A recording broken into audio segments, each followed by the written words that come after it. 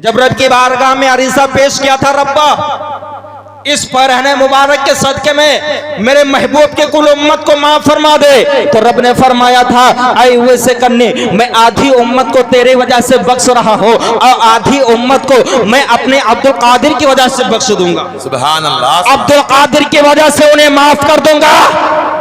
वैसे करने आज करते मौला ये अब्दुल कादिर कौन है? तो रब्बे कायनात ने फरमाया मेरे महबूब का महबूब होगा, मेरे महबूब के नस्ल से इस दुनिया के ऊपर तशरीफ लेकर के आएगा और एक दिन ऐसा आएगा कि बगदाद की जामा मस्जिद पे ऐलान कर देगा कि मेरा ये कदम तमाम औलिया अल्लाह की गर्दनों पर है। तो सुन लो, जो अपनी गर्दन को झुका देगा उसके विलायत बाकी रहेगी और जो अपनी गर्दन को ना झुकाएगा उसकी विलायत छीन ली जाएगी। वो ऐसे करनी आज करते हैं मौला परवरदिगार आलम, मैं अब्दुल कादिर के ज़माने को पाऊं या ना पाऊं, मैं अब्दुल कादिर के ज़माने को पाऊं या ना पाऊं, लेकिन अल्लाह तो गवाह है ना, मैं आज अपने गर्दन को झुका करके अपने गर्दन के ऊपर गौसे आज़म का कदम रख रहा हूं। क्या बात है। वली पहले हुए हैं बाद में हुए हैं, सभी एहतराम गौसे आज़म का रखते हैं। ऐ मेरे प्यारे मुसलमान भाइयों, गौसे आज़म के महफिल में आए हो, गौसे आज़म रज़ी अल्लाह तआला अन्हु इरशाद फरमाते हैं मैं पूरे रुए ज़मीन को इस तरीके से देखता हूँ जैसे हाथ के ऊपर राई का दाना रखा हो, जैसे हथेली पे राई का दाना रखा हो, इस तरीके से मैं पूरी रुए ज़मीन को देखता हूँ। और रसूल कायनात भी इरशाद फरमाते हैं मैं पूरे रुए ज़मीन को इस तरीके से देखता हूँ जैसे मेरे हाथ की हथेली। गौसे आज़म फरमाते राई का दाना रखा हो और रसूल इरशाद फरमाते हैं जैसे कि मेरी हथेली है, इस तरीके से मैं पूरी रुए ज़मीन को देखता हूँ, इस तरीके से पूरी रुए ज़मीन को मैं मुलाहिजा कर रहा हूँ। अब दोस्तों इसमें एक बात जहन में आ रही है, जब गौसे आज़म राई का दाना रख करके दुनिया को देख सकते हैं, पूरे रुए ज़मीन को देख सकते हैं और रसूल कायनात इरशाद फरमाते हैं कि मैं जिस तरीके से हाथ की हथेली है इस तरीके से अपनी पूरी रुए ज़मीन को देखता हूँ। गोया कि पता ये चला, ये ख्याल भी किसी के जहन में आ सकता है, ये बात किसी के जहन में आ सकती है कि पता ये चला अब्दुल कादिर गौसे आज़म ज्यादा देखते हैं इसलिए राई के दाने को बताया और रसूल कायनात सल्लल्लाहु अलैहि वसल्लम का माशअल्लाह इल्म कम है यानी नजर कम है, ये भी बात आ सकती है या कोई मुखालिफ ये भी सवाल कर सकता है। लेकिन नहीं दोस्तों, जब ऐसी ही बात अगर आपके जहन में आए तो उनसे मेरा एक सवाल, बस अपना मेरा एक सवाल और उसका जवाब अपने जहन के अंदर बैठा लेना।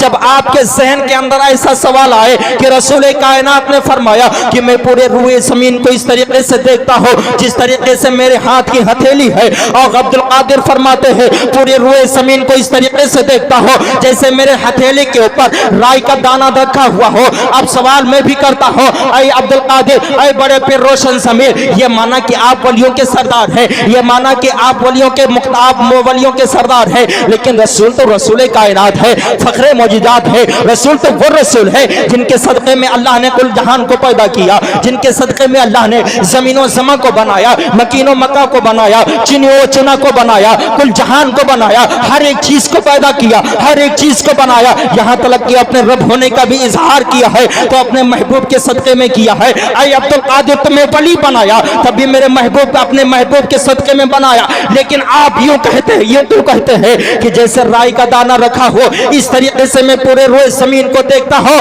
तो गौसे आज़म इरशाद फरमाते हैं ऐ नादान सर, अरे मेरी औकात क्या है कि मैं रसूल की बराबरी कर सकूं, मेरी हिम्मत क्या है रसूल की बराबरी कर सकूं। और रसूल की बराबरी करने के लिए जब सिद्दीक़ अकबर रसूल की बराबरी ना कर सके, उमर फारूक आज़म रसूल की बराबरी ना कर सके, जितने नबी आए यानी कि सहाबी कोई नबी के मकाम तक नहीं पहुंच सकता, जितने नबी आए सारे नबी रसूल की बराबरी नहीं कर सकते, तो मुझे सा हकीर और फकीर अब्दुल कादिर रसूल की बराबरी कैसे कर सकता है? तो ऐ अब्दुल कादिर फिर ये फरमाना क्यों कि मैं पूरी रुए ज़मीन को ऐसे देखता हूँ जैसे मेरे हथेली के ऊपर राई का दाना रखा हो, मेरी हथेली के ऊपर राई का दाना रखा हो। जैसे ये सवाल हुआ तो गौसे आज़म की रूह पाक ने जवाब दिया, अरे नादान, तो राई के दाने को देखता है, राई के दाने के नीचे जो जगह छुपी हुई है उस जगह को क्यों नहीं देखता है?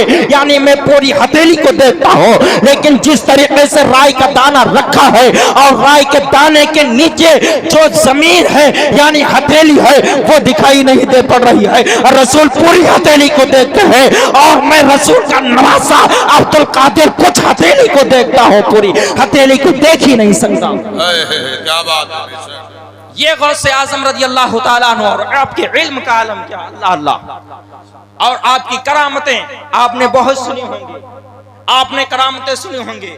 मैं मुख्तसर वक्त में करामत सरकार गौसे आजम की बताता चलता हूं कि बगदाद शरीफ में एक कैलान शहर था, वहां के ऊपर ऐसी बस्ती से कि उस बस्ती में तकरीबन कई लाखों लोग बसा करते थे और सारे के सारे लोग अभी ईसाई थे, अभी कोई मुसलमान नहीं हुआ, कोई कलमा भी पढ़ने वाला नहीं, कोई मुसलमान नहीं हुआ। इतना जमाना हो गया इस्लाम को आए हुए, लेकिन वो लोग ईसाइयत के ऊपर कायम, अभी वो मुसलमान नहीं हुए, ईमान लेकर के नहीं आए। सरकार गौसे आज़म रज़ियल्लाहु ताला अन्हु आप अपने साथियों के साथ कुछ मुरीदों को लेते हैं और उस बस्ती में जाकर के पहुंचे। आपने इस वाक्य को दूसरी तरीके से सुना होगा, लेकिन मैं दूसरी तरीके से बता रहा हूं। जो मैं बता रहा हूं इसका सबूत भी मैं दे सकता हूं, इसका सबूत भी दे सकता हूं। गौसे आज़म अपने कुछ साथियों को लेते हैं और उस बस्ती में पहुंचे।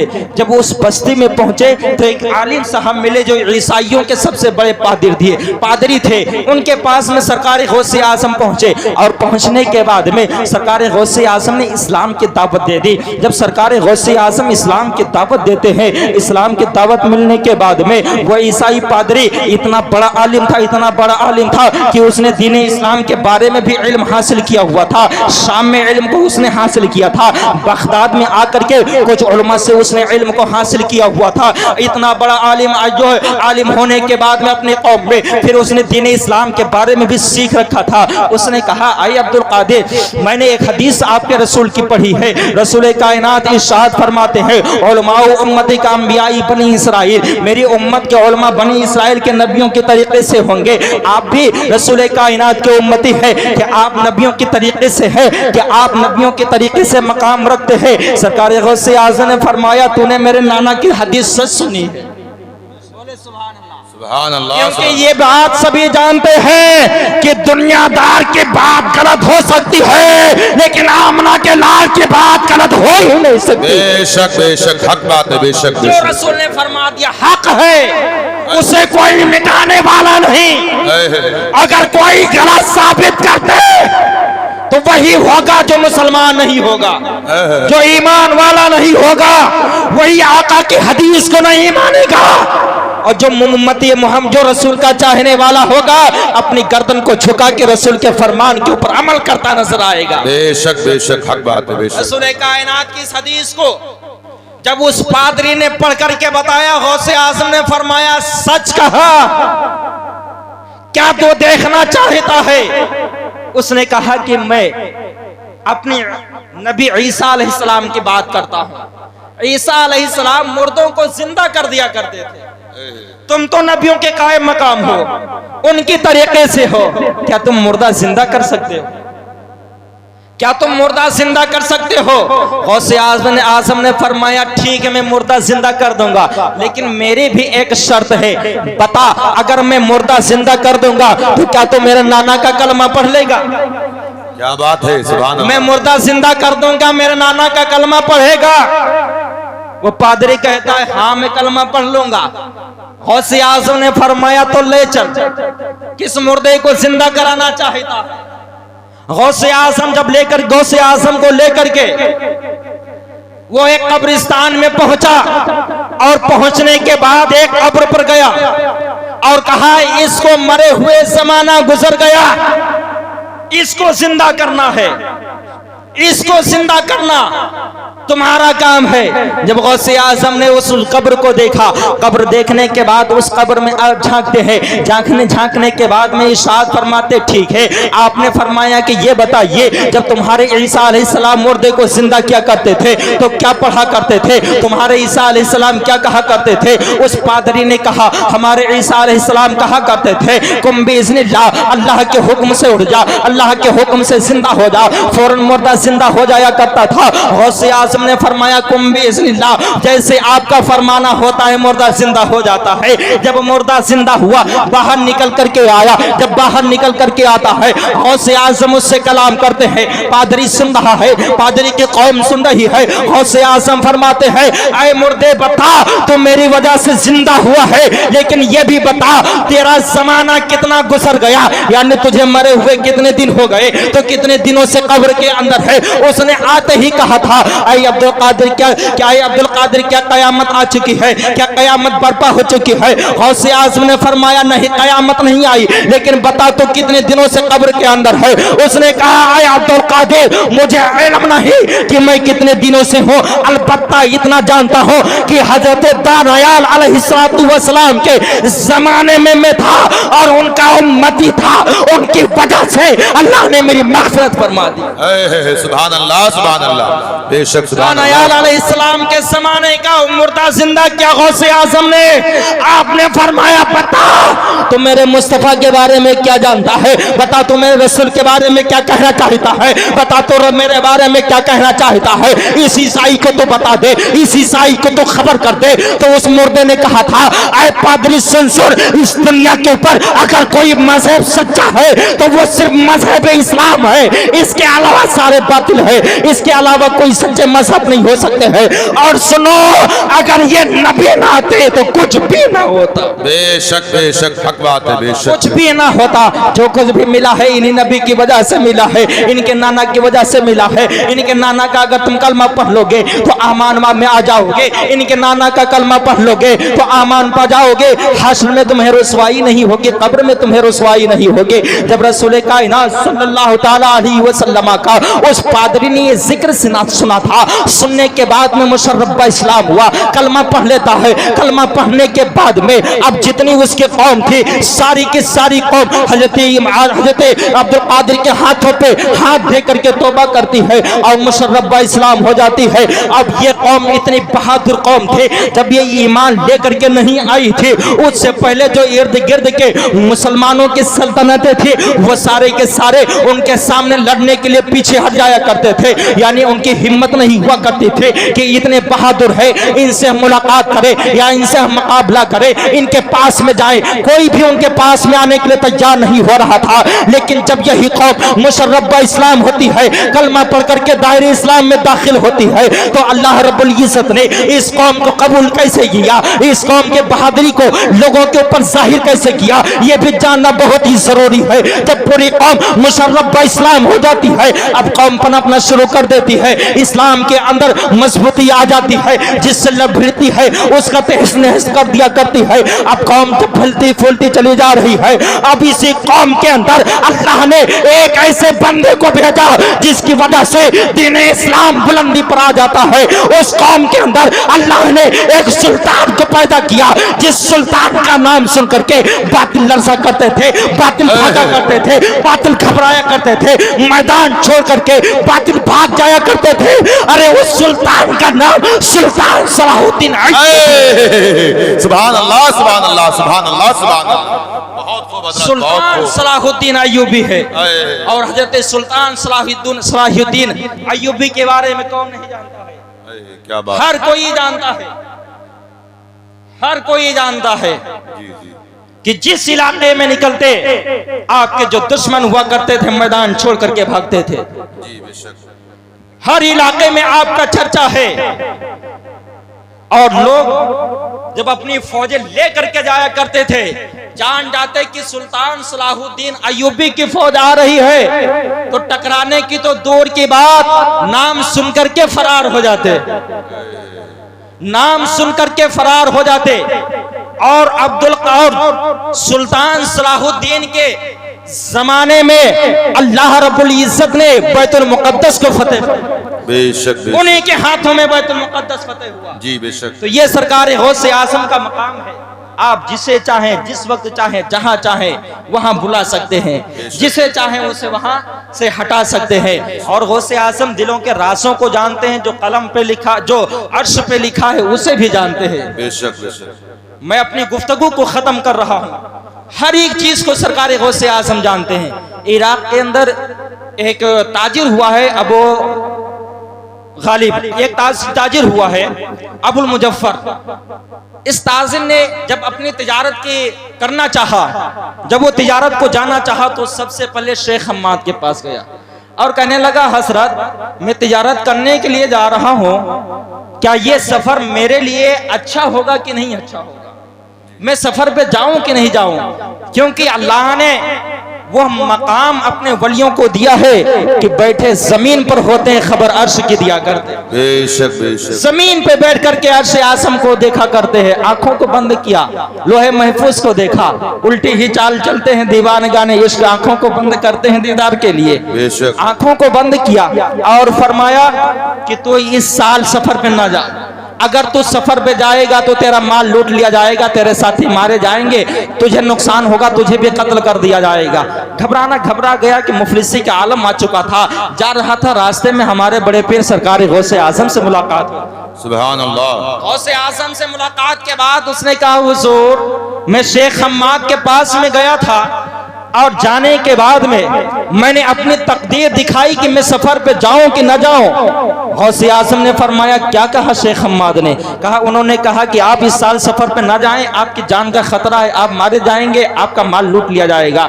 अब्दुल कादिर ने जब इतना देखा, देखने के बाद में कहा, ठीक है तू सफर पे जा, तेरा माल भी बच जाएगा, तेरे साथी भी बच जाएंगे, तो भी जिंदा सलामत आ जाएगा। सुभान अल्लाह। जब उसने इतना कह सुना, अब तिजारत को गया, तिजारत करता है। तिजारत करने के बाद जब कुछ सुनतुनिया को पहुंचने के बाद में गुस्ल करने के लिए जब पहुंचा तो उसने अपने जो है उसके पास उसका माल ज्यादा बिकता है, जो भी अशरफियां थी, जो भी माल था, उसको उसने एक जगह के ऊपर रख दिया। वापस आया, आने के बाद आराम करने लगता है, सोने लगता है। मैं आखिरी बात बता रहा हूँ, सोने लगता है, सो जाता है। सोने के बाद उसने ख्वाब में क्या देखा कि जब वो अपने शहर बगदाद को पहुंचने वाला था, रास्ते में डाकुओं ने उसको पकड़ लिया, उसके माल को अपने कब्जे में कर लिया, उसके साथियों को मार दिया और उसकी गर्दन के ऊपर ऐसा वार किया कि उसकी गर्दन उसके धड़ से अलग हो गई, उसकी गर्दन उसके धड़ से जुदा हो गई। जैसे ही वो अपने गर्दन के ऊपर तलवार चलते हुए देखता है, उसकी आंख खुल जाती है।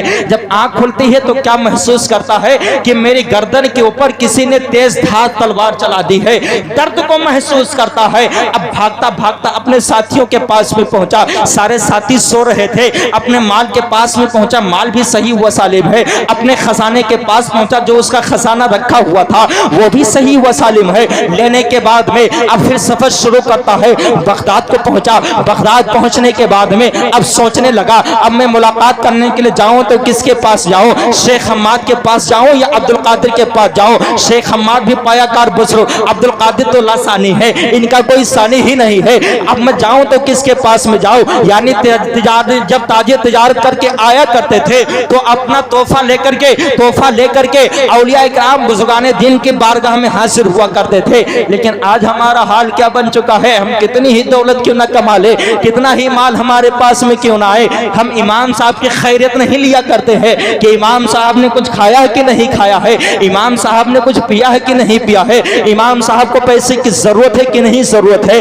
अरे इमाम तो वो इमाम हुआ करता है। इमाम के बारे में रसूल कायनात ने इरशाद फरमाया है कि इमाम अंबियों के अंबिया अलैहिस्सलातु वस्सलाम के वारिस हुआ करते हैं। जो पैगाम वो लोग देते हैं वही पैगाम उलमा दिया करते हैं। अब मैं अपनी गुफ्तगू को लंबी ना करते हुए मैं यूं बात करता हूँ। वो सोचने लगा, जाऊं तो किधर जाऊं, किसके पास में जाऊं। अब इतना सोच ही रहा था कि सामने से शेख हम्माद आ जाते हैं। जब शेख हम्माद को देखता है, देखने के बाद कहने लगा, हुजूर मैं आपके पास आऊं या ना आऊं, इस बारे में सोच रहा था कि पहले आपसे मुलाकात करो या पहले जाकर के अब्दुल कादिर से मुलाकात करो। लेकिन शेख हम्माद ने इतना सुनने के बाद में इरशाद फरमाया, तो मेरे पास में बाद में आना, पहले अब्दुल कादिर के पास जा, मुलाकात कर जा करके अब्दुल कादिर के पास में चला जा। अब्दुल कादिर के पास में तोहफा लेकर के हाजिर हुआ। जब अब्दुल कादिर के पास में वो तोहफा लेकर के हाजिर हुआ, हाजिर होने के बाद तोहफा पेश करता है। सरकार गौसे आजम ने तोहफे को कबूल फरमाया और फरमाने के बाद में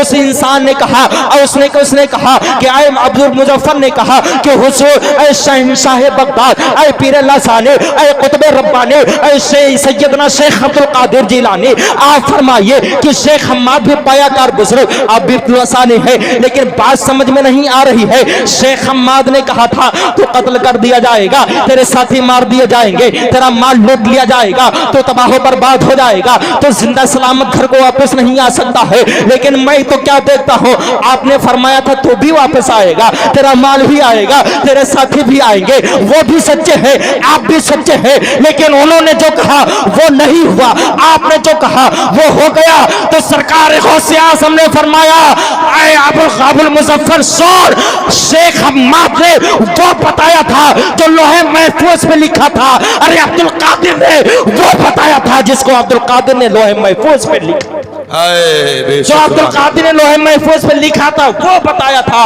और शेख हम्माद से, और शेख हम्माद ने यह भी कहा था कि आए अबुल मुजफ्फर जा अब्दुल कादिर से मुलाकात कर जा करके, क्योंकि जब तो अपने घर से निकला था तो शेख अब्दुल कादिर ने रब की बारगाह में 1-2 मरतबा नहीं, 3-4 मरतबा नहीं, 5-6 मरतबा नहीं, बल्कि 70 मरतबा दुआ की थी, ऐ अल्लाह इसके जान को ना ले, ऐ अल्लाह इसके माल को वापस कर दे, इसके जान को वापस कर दे, इसको जिंदा सलामत वापस भेज दे। अब्दुल कादिर की दुआ कबूल हुई है, अब्दुल कादिर की दुआ कबूल हुई है। और रब्बे कायनात ने फरमाया, ऐ अब्दुल कादिर सौर, अरे दुआ करना तेरा काम है और तेरी दुआ को कबूल करना मुझ अल्लाह का काम है, बेशक सुभान अल्लाह सुभान अल्लाह। मुझ खुदा का काम है। तो सरकार गौसे आज़म रज़ी अल्लाह ताला अन्हु का वो मकाम है कि जिसको चाहे अपनी महफिल में बिठाए, जिसके दिल को चाहे अपने कब्जे में करें और जिसे चाहे अपने पास में बुलाए, जिसे चाहे अपने से दूर भगा दे। अल्लाह कुरान के अंदर इरशाद फरमाता है, या अय्युहल्लज़ीना आमनू तक़ुल्लाह व कूनू मअस सादिक़ीन, ऐ ईमान वालों अल्लाह से डरो और सच्चों के साथ में हो जाओ। सच्चे कौन है? यही सच्चे लोग हैं। ईमान वाला कौन होता है? आमनों में सारी चीजें आ गई, अलिफ से यानी अल्लाह को जो मानता है वो ईमान वाला है। और अल्लाह को मानने के साथ साथ में आगे यही नहीं कि जो खुदा को मानता, खुदा को मानने वाले बहुत सारे फिरके पाए जाते हैं। साथ ही साथ में मीम, आम के अलिफ के बाद में मीम आता है, यानी मीम से मोहम्मद रसूलुल्लाह का कलमा पढ़ने वाला हो, और उसके बाद में नून आता है, नबियों पर ईमान लाने वाला हो, नबियों को मानता हो। उसके बाद में वाव आता है, यानी सारे वलियों को मानता हो, जो अल्लाह को माने, रसूलुल्लाह को माने, सारे नबियों को माने, वलियों को माने, वही समझ लेना ईमान वाला है, वही ईमान वाला है। और अल्लाह ईमान वालों से फरमाता है, बेईमान से नहीं फरमाता है। क्या ईमान वालों, रब से डरते रहो, सच्चों के साथ में हो जाओ।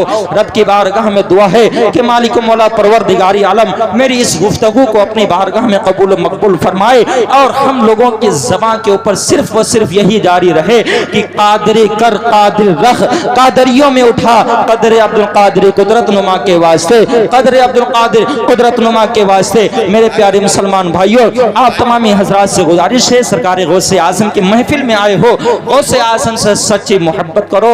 गौसे आज़म ने जो पैगाम दिया है उस पैगाम के ऊपर अमल करते रहो। गौसे आज़म ने फरमाया है कि जो इंसान नमाज नहीं पढ़ा करता है उसको मौत आएगी तो अचानक मौत आएगी, तौबा करने की भी उसको मोहलत नहीं मिलेगी। अल्लाह रब्बुल इज़्ज़त कब्र को उसके ऊपर सख्त फरमा देगा। हश्र में जब वो उठेगा अल्लाह उससे सख्ती के साथ कलाम करेगा। अल्लाह